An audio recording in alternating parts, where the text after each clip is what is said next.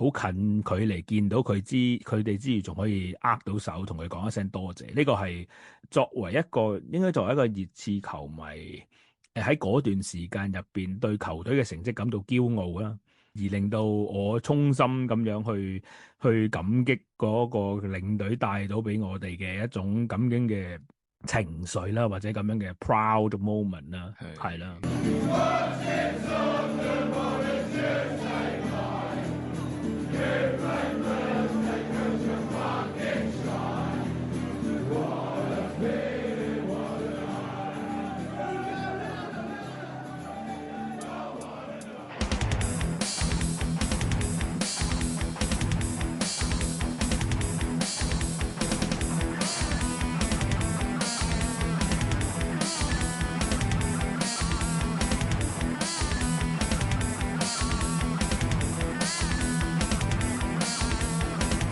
The Yid Talk Season 4 Episode 2。所以 OK。Hello， 大家好，歡迎嚟到迷你熱講 The Yid Talk Podcast， 又係我啦 Gino 啦。咁世界盃咧，我諗大家係咪都睇得好開心啦？而其實我而家錄音呢一刻咧，正正就係完咗英格蘭對乜鬼嘢啊 Billy？ 巴拿馬對巴拿馬嘅賽事，英格蘭係贏2-1嘅係嘛？2-0，2-1定2-0？我就知 Harry Kane 入咗一球頭槌咯，入一球頭槌，應該係2-0，2-0嘅2-0。咁啊，大家都聽到啦，今日又有一個 co-host 啦，其實正正就係上一集嘅 co-host 啦，正式介紹我哋先啦 ，Billy，hello，喂，你好啊，大家又好又見到我啦，唔係，其實係有個原因，點解會係今一集邀請你，即係叫做一齊吹下呢個話題嘅。咁背後其實我都有同你講過個原因啦，而轉頭我都相信一定會辣到呢一樣嘢㗎啦，所以就賣個關子先啦，係啦。OK， 咁其實今一集咧，世界盃期間啊嘛，咁我都喺度諗緊啊，熱刺嗰方面咧，除咗你話每一日大家喺度叮阿東拿利同埋阿 M 費之外咧，都冇咩可以吹嘅。你唔好笑啊！喂，不如我直接問下你啊，Billy，東拿利 M 費，你會傾向係買邊一個，定係小朋友先做選擇，一次過打包晒2個球員？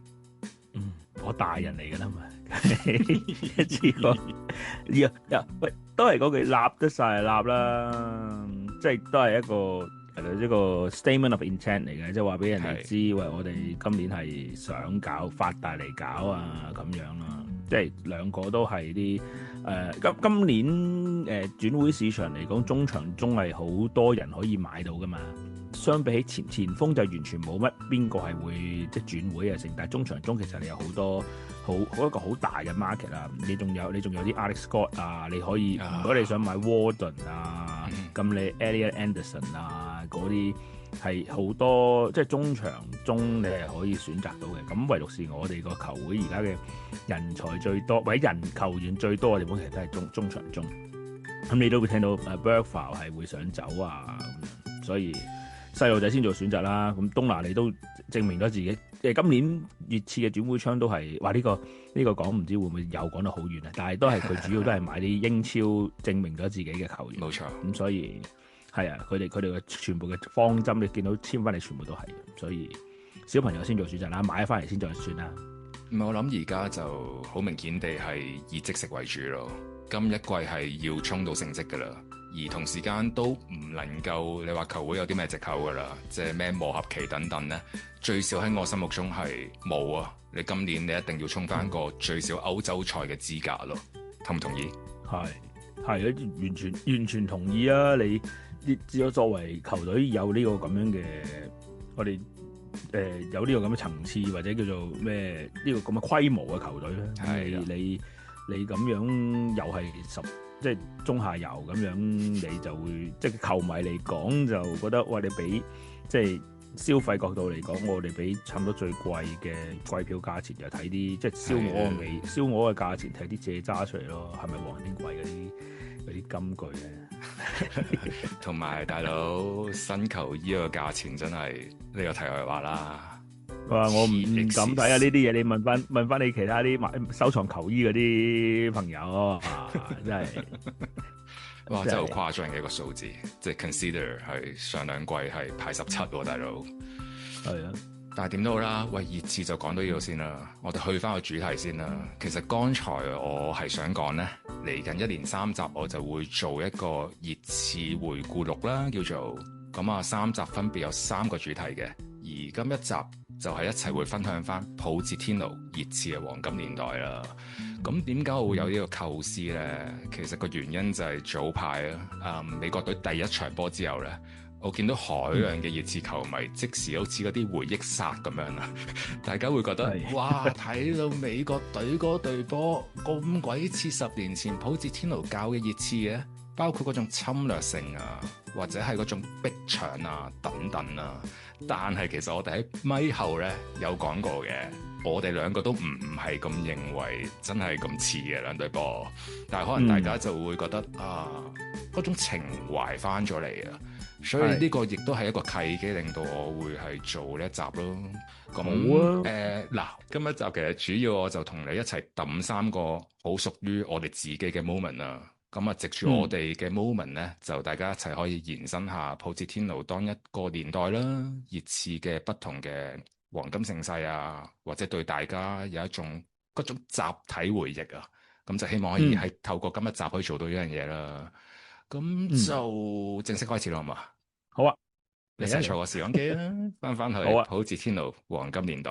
Let's get into it。OK， 咁啊，講翻少少 context 先啦，Billy 不如啊嘛。關於普捷天奴，好簡單，普捷天奴就係喺2014年嘅夏天正式加盟熱刺嘅。咁當中就教咗5季半嘅時間啦。咁第一季就自然地啦，就係一個整合期嘅一季啦。而第二季隊波已經係正式起飛嘅啦。咁我直接講啲數據俾大家聽啦，唔好嘥時間啦。咁我哋連續4季個聯賽總排名咧，就係第3、第2、第3同埋第4，連續4年有一踢歐聯嘅。咁咧，我即時入邊我就諗到有3個我會覺得普捷天奴年代最大嘅 achievement 啦，就喺度同大家分享下啦，令到大家可以進入翻個時間線先啦，好唔好啊？OK， 第一個 achievement 必須要講到嘅就係普捷天奴第2個賽季，15-16賽季啦。當年咧，其實我哋就同奇兵李斯特城啦，由可能係咪第10輪到就一路好似兩頭馬車咁樣咯，一路大家喺度鬥，係咁爭，長話短說啦，最終我哋就爭少少啦，最後就李斯特城就以黑馬姿態就贏咗當年嘅英超冠軍嘅。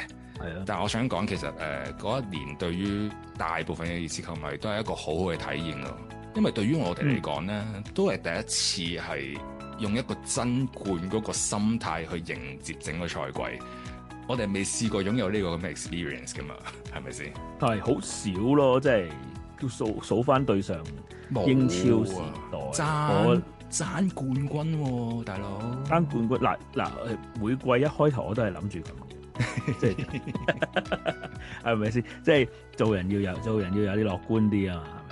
咁唔係，我都有其他另外一段咧。其實哈里叔嗰段咧，哈里列納嗰段係即係有一段，我有4大前鋒噶嘛。我哋係嗰陣時嗰段我都覺得我哋係即係有條件係爭冠嘅。咁當然啦，屈往爾啦，即係 the rest is history 啦。冇錯。咁普捷天奴係咯，即係會帶俾我哋一個非常之好嘅回憶，就因為我哋好少係直接參與喺奪冠或者爭冠呢個行列入邊，我哋通常可能都係掹下車邊啊，即係通常都係第3，即係頭2名喺度爭緊，我哋第3啊，有數字上嘅可能可以去挑戰下，咁但係其實又知道其實同上面嗰2隊個距離都係仲有啲距離嘅，所以係咯，即係第一次真係感受到可以挑戰到英超冠軍就係嗰兩季啦，我哋可以咁講，即係除咗李斯特城嗰季之後，就係你之後講嗰啲啦。係啦，跟住其實我就係想講16-17賽季啊，嗰一季正正就係我哋嘅舊主場啊，86勁嘅最後一季啦。而我直接講啦，當一年我哋係好似係排第2嘅，嗰季係啊，英超年代係最高嘅排名啦，冇錯。而我最記得就係我哋個總積分係86分，而最重要一樣嘢咧，哇！大家真係要聽住呢一個瘋狂嘅數據。當一年咧，我哋主場係錄得17勝2和不敗嘅戰績嘅。我相信對於比較新嘅球迷嚟講，係一個匪夷所思嘅數據，尤其呢2年嘅主場。大家諗下啦，呢2年嘅主場，我哋加埋有冇17勝，我都唔知。應該係冇嘅，我想講。所以呢個係一個好驚人嘅數字啦。咁其實嗰陣時，或者要再延伸少少啦。你問翻我，其實嗰一年咧，我睇熱刺主場比賽，我唔係話諗緊熱刺嗰場波贏定係輸啊，因為都預係一定贏㗎啦。我係諗緊半場可以數到對手幾多球。我唔知你嗰陣時係咪都有呢種感覺啦，B。唔係，即係睇嗰陣時睇嗰一季啦，尤其是睇普切天奴嘅熱刺嗰隊足球，我個人個心係定好多嘅，即係尤其是主場，即係你去睇平時再之前嗰啲，你會有個就好似你話齋有個心會諗，我哋會唔會輸咁樣咧？即係嗰個輸嗰個情緒，即係 expect 輸係會有個情緒喺度嘅。咁但係嗰一季嘅普捷天奴係即係一路表現上主場係非常之穩打穩紮啦。咁我去到個心態都已經17勝2和唔能夠用穩打穩紮嚟形容啦，大佬。嗱，唔過我哋謙虛啲嘅數。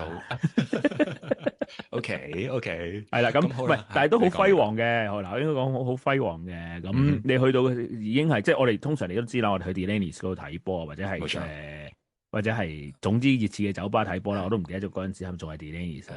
即係 Candyman，淨係 Candyman 嗰啲係啦。咁嗰啲咁嗰度睇波，你坐喺度好舒服，同啲朋友吹下水咁就入波啦。入波咯，跟住大家慶祝咁樣，即係都係 expect 贏㗎啦，咁樣啦，數幾多球咯，大家估下咁樣。但係諗翻起而家對上啲嗰2季，我哋真係要望住電視，擔驚受怕。喂，人哋有嚟啦，人哋有嚟啦。唉，真係搞唔掂。係希望今季好啲啦。係咯，係冇錯。咁好啦，直接講埋最後一個 achievement 先啦。咁我諗呢一個 achievement 係，就算係新嘅熱刺球迷都會聽過噶啦，就係咧18-19賽季，熱刺係奇蹟殺入歐聯嘅決賽嘅。哇！嗰一個奇蹟歐聯之旅咧，唔係純粹話講緊係8強同埋4強嘅賽事嘅，而係嗰個奇蹟嘅起點係始於小組賽啊！我好記得頭三場小組賽咧，我哋係得1分嘅咋，大佬。但係深口最後唔知點解又可以衝到出線嘅喎。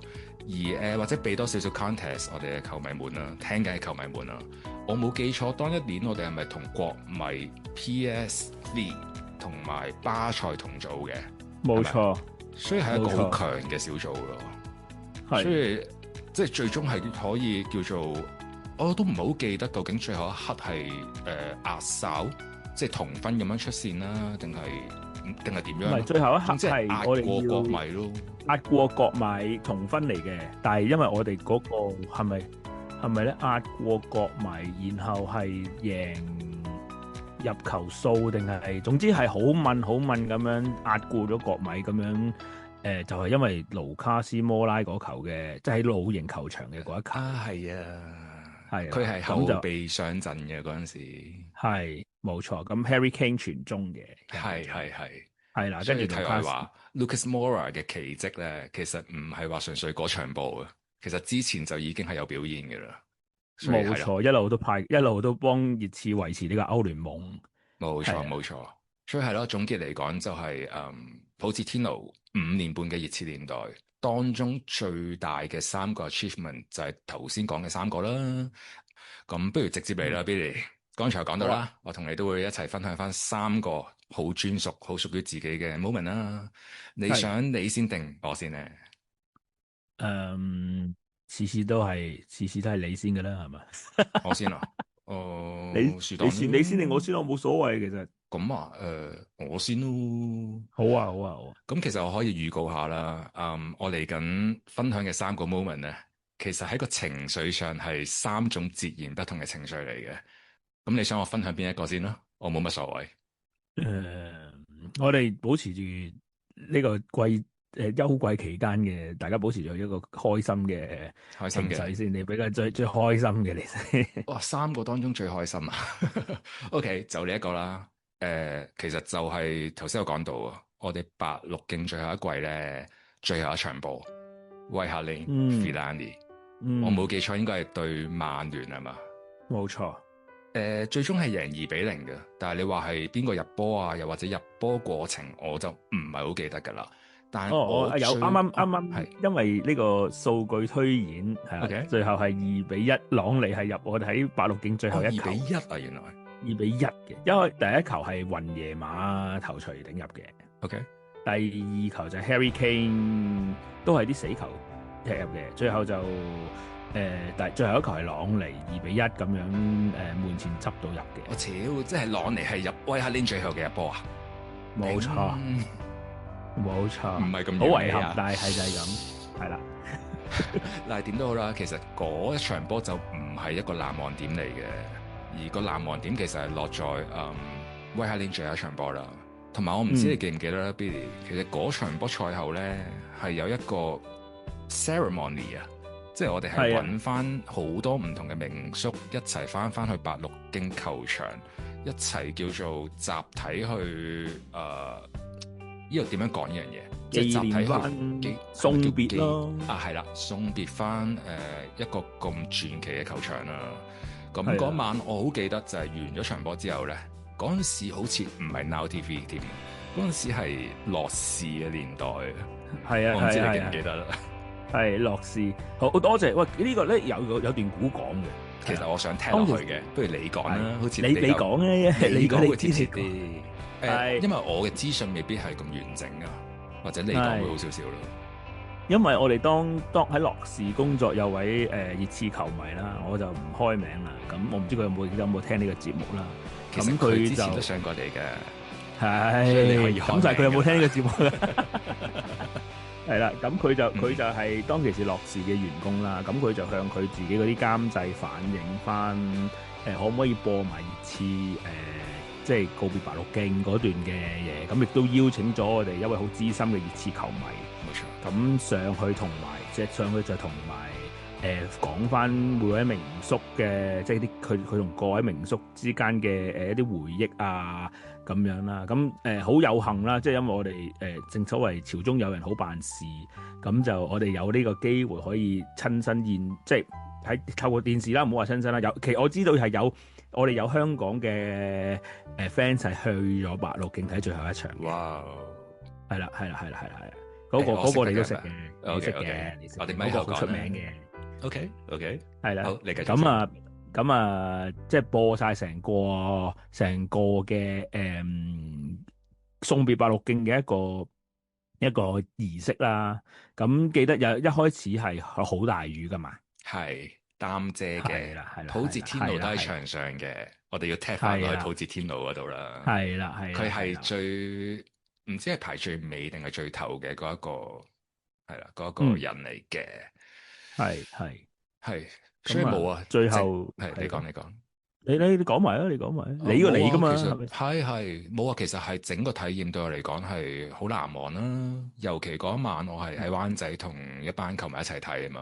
而完咗場波之後咧，絕大部分嘅球迷都好似我咁樣咯，即係都一齊睇埋個 ceremony 先至離開個酒吧咯。咁一個好好嘅總結同埋一個好好嘅回憶咯。對於可能比較資深嘅球迷嚟講咯，係老實講，你問我呢一刻都係覺得白鹿徑係正過新嘅球場嘅，情懷上啦，純粹點到啦，係啦。喂，但係題外話，你記唔記得你嗰晚係喺屋企睇啊，定係？我嗰晚喺屋企睇嘅，因為我冇嗰晚嗰個係咪講緊12:30嗰場波嚟嘅？佢係自己 pick 咗嚟做，pick 咗嚟做，淨係佢最後一場主場啊嘛。但係佢係唔係最後一輪嚟㗎？係咪最後一輪嚟㗎？唔係最後一輪嚟嘅。我都唔記得啦，係啦，唔記得啦。總之就我應該係留咗喺屋企睇，跟住就可以聽到埋係啦，各位評述員之間佢哋講嘅嘢啊咁樣咯。係啦，咁樣，所以都印象都難忘嘅，因為最後雨後係出現彩虹嘅。冇錯，大家可以揾翻啲相片喺網上邊，好靚嘅一個畫面。好似 The Finale， 好似熱刺個官網自己都有執咗上 YouTube 嘅，你哋可以睇翻啦。有啊，如果你哋揾唔到嘅話，係啊，好似係個半鐘至2個鐘嘅接近一個完整嘅片段嚟㗎。咁大家有興趣，譬如話想了解下一啲舊嘅球員咧，絕對推介大家可以睇翻嗰段片咯。因為實在有好多，其實我諗絕大部分大家認識嘅舊嘅球員嗰一晚都有出現啦。係啊，其實呢樣嘢題外話，我想講咁多年以嚟熱刺係做得好好嘅，就係同一啲舊嘅球員嘅一種聯繫嘅，即係你會望到好多舊嘅球員其實當熱刺主動去 approach 佢哋，可能做一啲 crossover 啊，又或者邀請佢哋翻嚟，可能純粹做一個客席嘅 speaker 啊，等等咧，大部分嘅情況底下，佢哋都唔會托手踭嘅咯。而佢哋好多時都係抱住一個好感恩啊，又或者好懷緬當年即係效力熱刺嘅期間嘅嗰種心態，去同大家分享翻可能佢哋自己嘅嘢咁樣咯。我覺得係好正嘅一件事，但係我唔知你同唔同意嘅其實。其實都算係嘅。咁當然啦，有部分球員當然係唔會再受歡迎咁翻嚟啦。例如咧？咁咩啊？講3個名出嚟啦。你唔會歡迎到，我唔想開嗰啲名喎。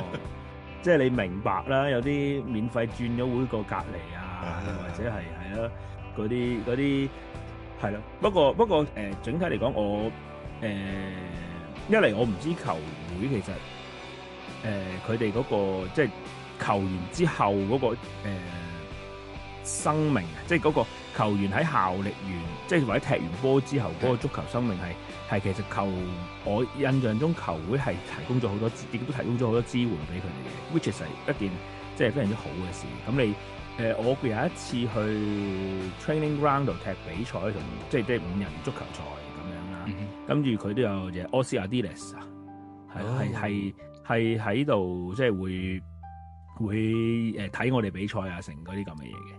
咁所以都其實都係即係我覺得熱刺喺球員喺退役之後，又或者係一啲名宿佢哋嘅關顧照顧，都會係做得非常之好啦。呢件事我係同意嘅。係，而當中其實好明顯嘅一個例子咧，就係 off and on 咁多年以嚟咧，我哋係提供咗好多執教嘅機會俾一啲前嘅球員嘅。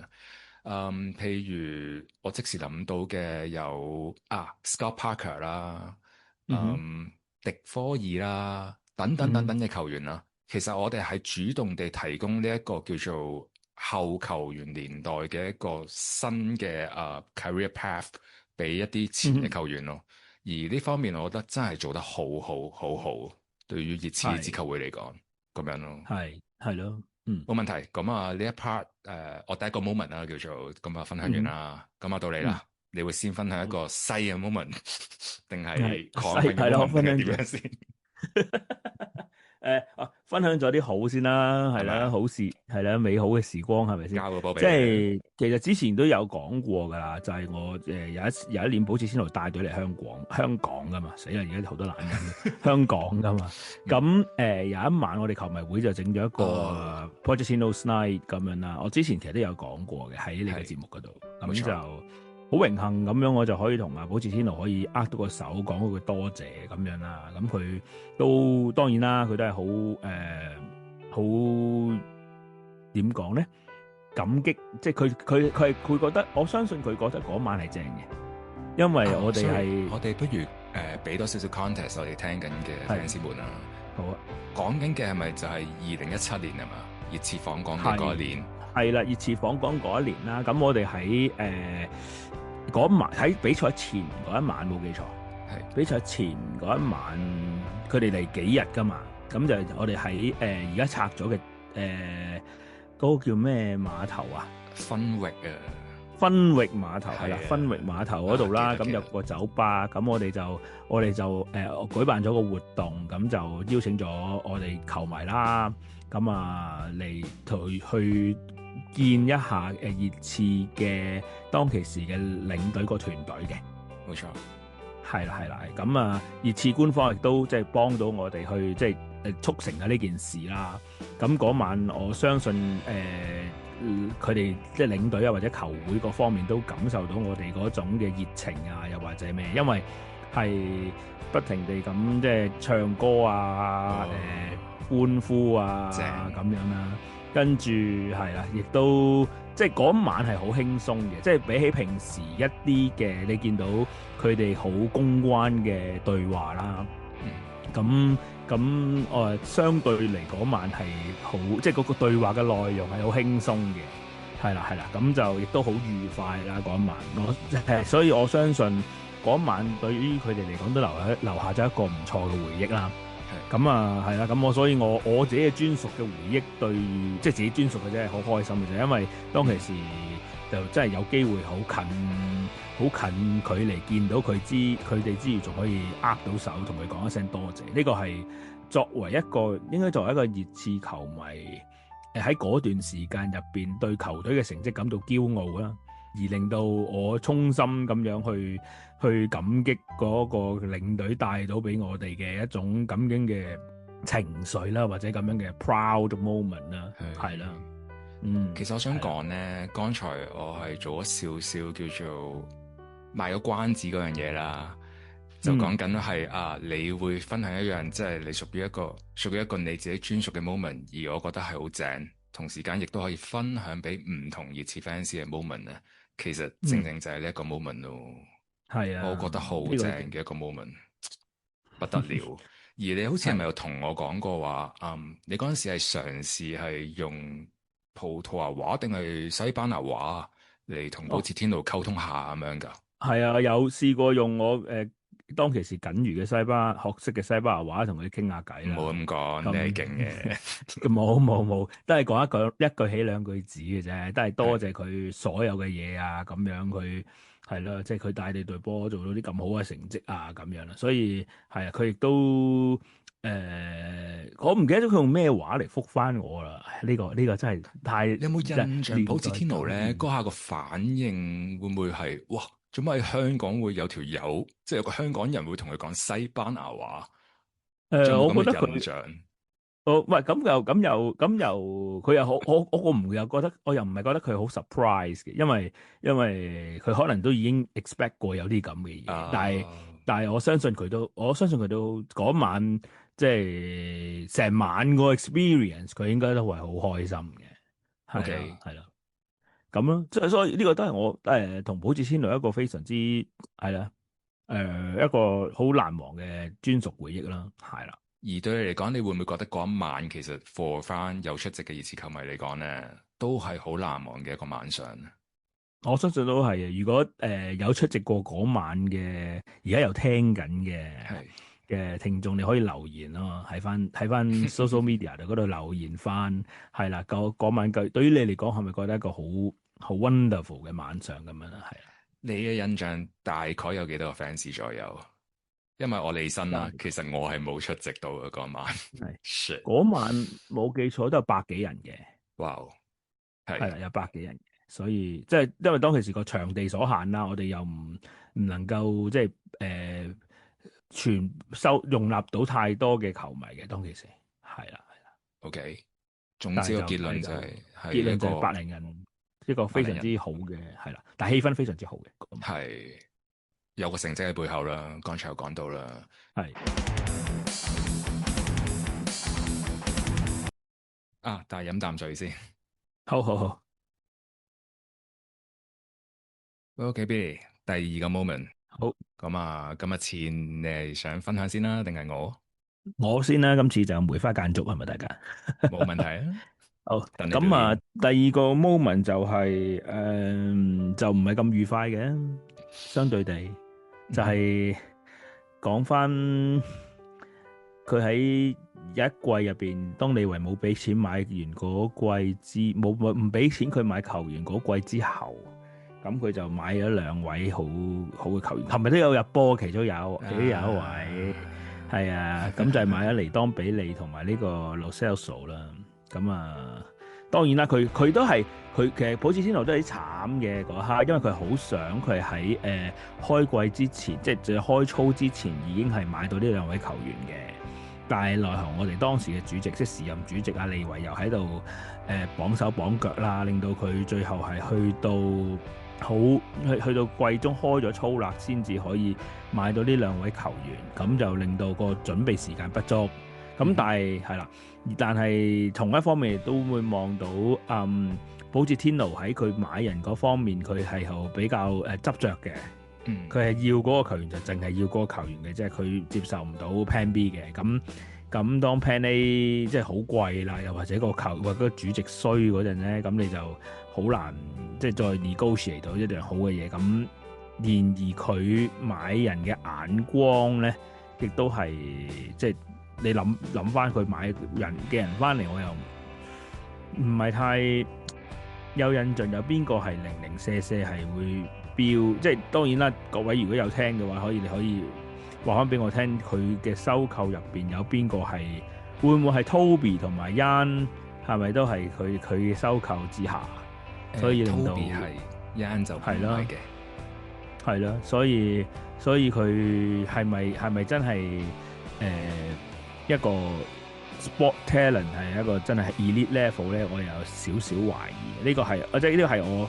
第二個覺得同普捷天奴，即係我覺得同普捷天奴有聯繫嘅就話唔係咪你竟然會買到我哋最出名嘅收購尼當比利同埋呢個 Lo Celso 係以喺最唔成功嘅方面最出名，佢都榜上有名，咁都係啦。喂，題外話，其實尼當比利算唔算係熱刺近10年最差嘅收購？近10年咁少？以佢嗰個身價，之前仲有咩球員係真係想講粗口添啲？列保夫啊嗰啲咧，哇嗰啲就即係好耐之前啦，係啊，咁你當然會有，即係唔係唔會對球隊都會咁成功買到，即係總會有失敗嘅收購嘅。咁但係尼當比利，我以熱刺當其時用嘅錢去買佢翻嚟。以作為最失敗嚟講，佢都算係當之無愧㗎啦。佢呢一刻仲係現役球員嚟㗎係嘛？呢條友我唔知佢有冇班落喎，佢係咪係咪嚇？佢個腰圍會唔會42啊？呢咁樣咧？咩啊？佢好似係翻去法甲㗎嘛？因為之前係去過加拉塔沙雷嘅，我記得係，但係都係有少少投閒自散嘅。係去到每一個球，喂佢就住咁嘅人工投閒自散，佢都唔在乎啦。我相信。喂，但係我想問下你，老實講，嗰兩個球員係咪係真係普捷天奴想要噶？還是嗰陣時球會已經係有一啲可能而家呢個年代嘅體育總監嗰啲咧，係處理個轉會窗嘅一啲事務咁樣噶？嗱，大家知道如果有聽嘅話，亦都 correct me if I'm wrong 啦。但係我印象中就係普捷天奴就係除咗嗰啲球員之外，佢就唔要其他。哦，OK，係啦，即係佢有獨具慧眼啦。如果好聽啲講獨具慧眼，就淨係揀到呢兩個球員，特登係要呢兩個球員。咁其實同而家迪沙比有啲似嘅，要東拿尼呢樣嘢。咁個結果係點未知啦。咁啊，但係當其時可以話到俾我哋聽，佢要尼當比利同埋洛希素啊嘛，中文譯咁就個眼光就真係有少少係跌咗咯。其實嗰陣時佢咁執着要呢兩個球員咧，係咪已經印證到一樣嘢，就係艾力神啊，已經可能有少少聲音俾咗普捷天奴咧，佢唔係好想再繼續長留喺熱刺咯。所以普捷天奴就喺當下就會覺得，點都要揾一個即係純攻中翻嚟去取代艾力神嘅角色咯。係啦，會唔會係呢個原因咧？應該都係，即係見到係當其時洛希素，我估都係艾力神嘅即係替補人選嚟噶嘛。應該都係啦，位對位就係咯。可惜踢唔到同一個高度咯，我只能夠講。係咯，係啦。咁啊，你講到呢樣嘢，我就不如彈個類似嘅 moment 出嚟啦，都係灰灰地機嘅 moment 啊。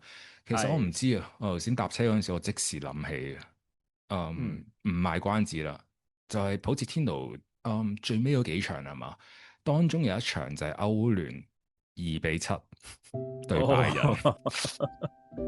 OK，場波係大開大合嘅，一開始係啦。係啦，哇！題外話，其實早排咧，即係上一季我哋對馬體會係嘛作客嗰場波咧，頭20分鐘係咪啊？即係阿 Kinski 派大交嗰場波啦，即時令我諗翻起2-7呢一場波咯，好接近啊我感覺，哇！真係不得了。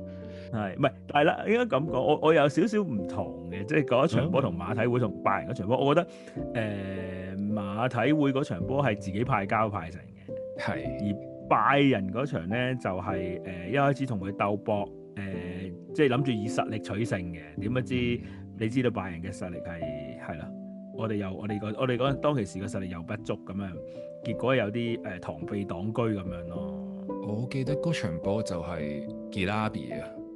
中文係咩啊？我唔好記得。根拿比，根拿比係啦，根拿比係爆晒蝕噶咯，嗰場波。係嗰場，係啊，我哋後防都穿晒窿啦嗰場。係啊，其實呢樣嘢就係我想講嘅嘢。唉，嗱，大家可以諗翻，其實嗰一場波嘅時間線咧，正正就係當年我哋奇蹟歐聯之旅之後嗰可能4-5個月嘅時間嘅啫嘛。而整體嘅人腳其實都係接近嘅。係。都係差唔多可能8至9成嘅人腳㗎，但係只係幾個月嘅時間咧，對波個表現個落差係可以大到咁樣嘅咯。所以引證到一樣嘢就係咧，其實團體運動就係咁樣咯。當你一隊波真係中毒嘅時候咧，你係唔知點解嘅，即係你唔能夠話真係紙上談兵啊，又或者啲網上分析師會覺得哇呢個球員應該點，其實唔係㗎。即係尤其係當大家有玩過長時間嘅團體運動咧，大家都一定會經歷過呢個所謂嘅 rough patch 咯，係一定會有出現，而係解釋唔到嘅。正正就係其實某程度上，好似上一季Thomas Frank 去到尾段嗰陣時啦，你望到隊波其實係想踢翻好啲嘅，但係踢極都踢唔到，因為就係好多嘢累積啊！你由可能第10輪之後啦，就個表現一路咁樣沉，咁你去到一個位，你並唔係話啲球員們話想自己 pick up 翻嗰件事就能夠做到嘅咯。其實我都係主要想踢翻落去呢樣嘢咯。咁你覺唔覺得係可以 draw 到個 parallel 呢樣嘢？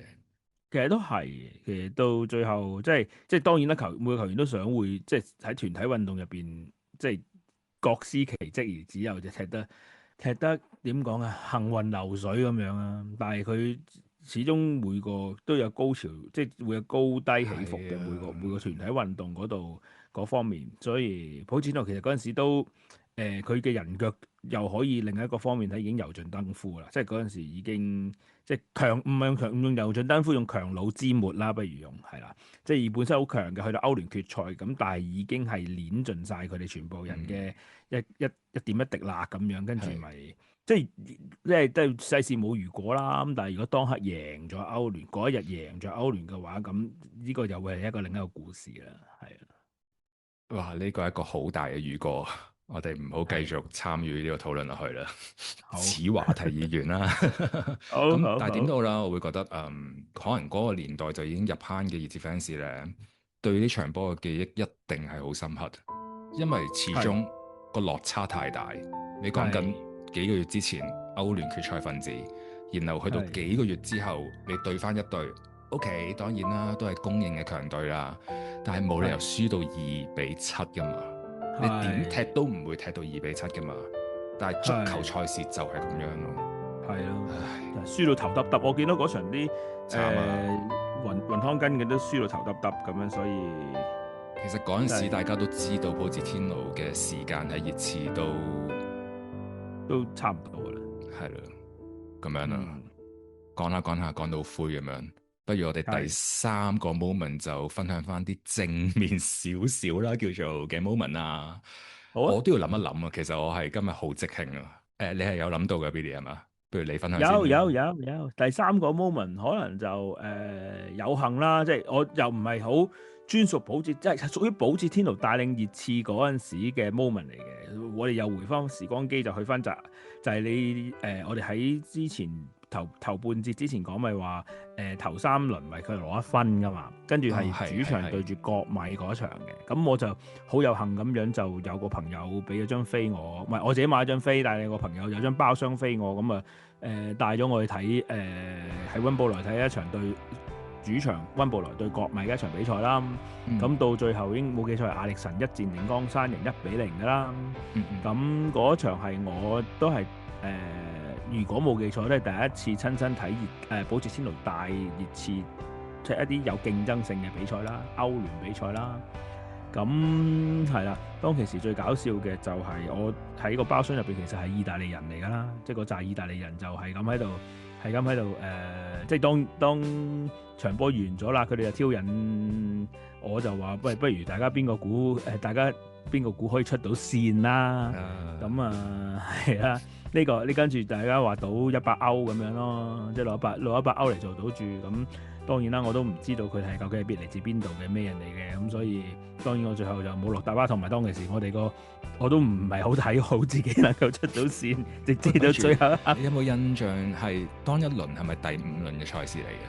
即係講緊我哋最後一輪就係要作客巴塞嘅，係咪咧？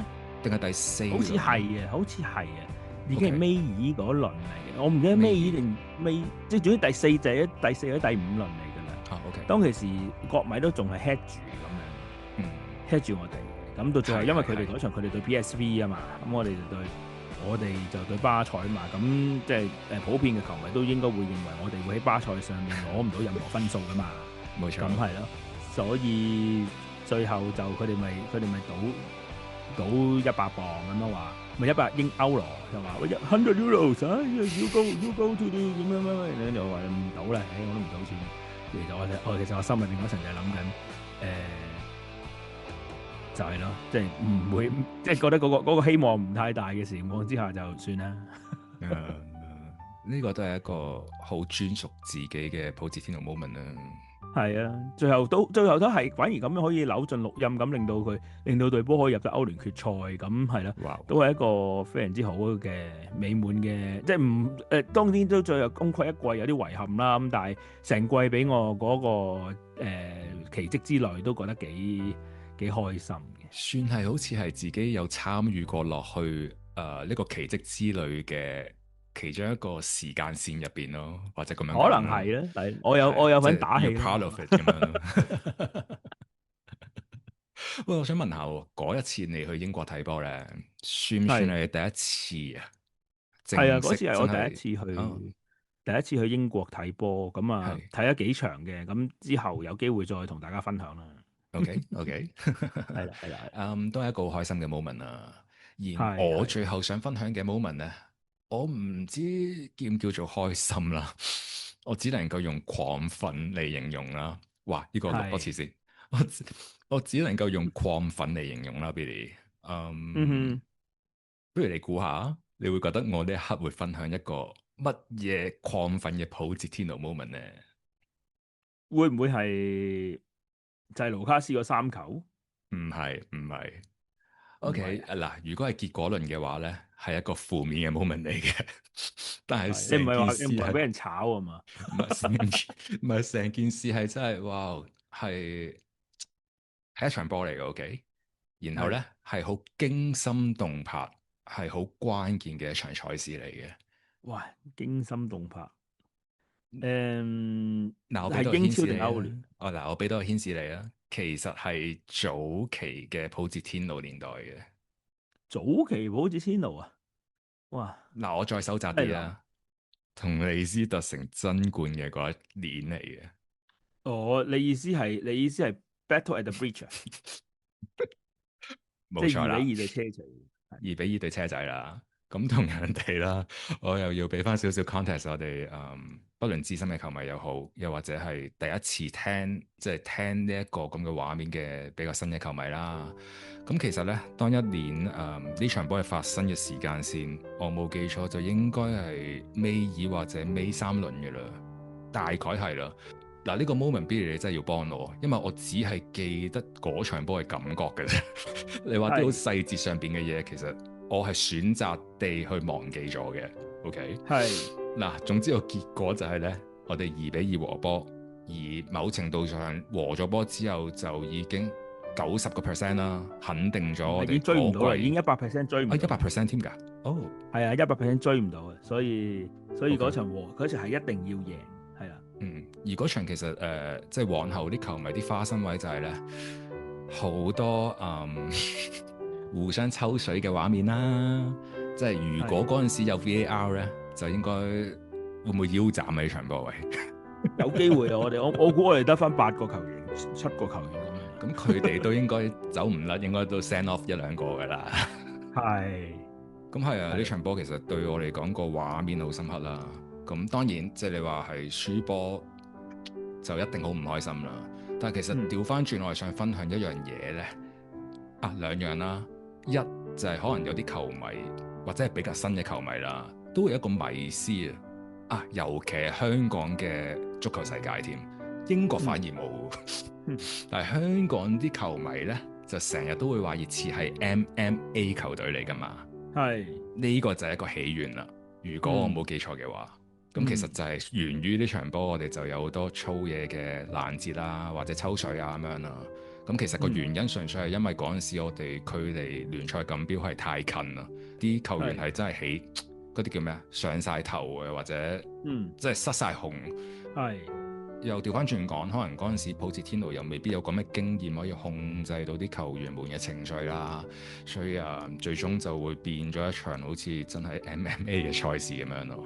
咁此其一啦，而其二呢，其實我係想分享下，以一個客觀嘅足球球迷嚟睇呢，即係呢場波某程度上就係引證到英式足球嗰種 rivalry 啊，嗰一樣嘢。因為我冇記錯呢，其實嗰陣時嘅車路士已經係無欲無求噶啦，即係我唔知佢哋仲即係咪已經落實咗頭4定點樣啦。總之其實某程度上呢場波係輸咗呢，即係對佢哋嚟講係輸咗係冇問題嘅。奈何個對手係熱刺，我唔撚俾你贏啊！要講下粗口啊！呢個位，咁其實嗰場波係啊，嗰場波就真係好印證到 rivalry 呢隻字咯，喺英式嘅足球嗰種文化上邊佔據住嘅嗰一個位置咯。就係咁樣。有冇嘢可以補充？冇啦，而家都仲係會，即係啱啱對上一季其實都係咁啫嘛，都係車仔都係諗住 relegate 我哋啫嘛，即係就係英國其實呢度都有個 rivalry 嘅文化，就係即係唔會比你好過，係啦。咁我諗呢啲都係其中一種足球，其中一種引人入勝嘅地方咯。都其實係幾英式足球獨有嘅嘢嚟嘅，我覺得。即係你最少美國嘅 rivalry 完全係兩個 dynamic 嚟嘅。即係佢哋當然啦，都會有啲 rival teams 啊，但係佢哋嗰種 rivalry 未係真係去到咁，即係個中文即係 tribal 咁樣，已經去到部落嗰款咁嘅。hooligan 啊，係啊，嗰一類即係咁樣，係啦，即係美國你可以大谷翔平打棒球嗰個由LA Angels 去 LA Dodgers 咁，但係都冇問題嘅，係咪先？好多呢啲例子嘅。係啦，你話如果你諗一諗Harry Kane 由我哋嗰度去車路士，咁你會點咧？即係題外話，係咪阿薩卡係會去車仔？講啊咁講咧，呢啲冇用嘅球員，我哋係唔好值得再討論。所以冇啊，其實分享呢個 moment 最主要想俾大家 take away 就係 rivalry 呢樣嘢咯。咁我都覺得係應該要繼續 keep 落去嘅。雖然其實現代你話英式足球嘅世界咧，即係呢個我主觀咁睇啦。係俾美式嗰種體育文化，嗰種好 entertainment 嗰種文化，係慢慢侵蝕咗落去英式固有嗰種足球文化嘅本身。其實你望到某程度上，而家我哋全新嘅管理層咧，都朝住呢一個方向進發嘅。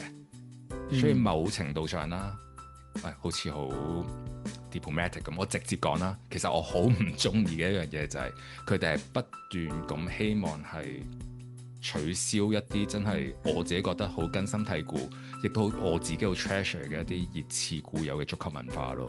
即係當 OK，即係你話作為球迷，講到底你支持一隊波就係希望球隊有成績啦，成績往往都係最重要嘅一環啦。但係喺成績嘅同時，係咪話必須要做到話叫做無所不用其極啊？係所有嘢都係以成績優先呢，先至係一支叫做喺我心目中熱刺嘅球會呢。我諗每個球迷有佢哋自己有佢哋自己嘅睇法啦。我自己講到都口吃啦，真係。因為呢個 topic 其實可以即係同你出一集，可以慢慢吹水都得咯。我哋留翻下一次講啦，呢個關於熱刺嘅 identity 係咯，同埋呢個喺呢個現今足球金錢足球嘅情況之下，如何地生存咁樣啫？唔好就咁講熱刺嘅 identity 咧，成個嘅足球嘅 identity 點樣去維持住咯。OK， 咁好啦 ，Billy， 你要翻工係嘛？係啊，冇錯啊，夠鐘。係啊，所以我都喺度放你走啦，不如好嘛？好多謝你。好，感謝各位熱刺球迷聽到呢度啦。咁嚟緊下一集，亦都係一個回憶錄嚟嘅。咁啊，賣個關子先啦。感謝大家收聽到呢度。Come on Spurs。好，唔該晒 Billy。好，冇係，拜拜，拜拜。走啦。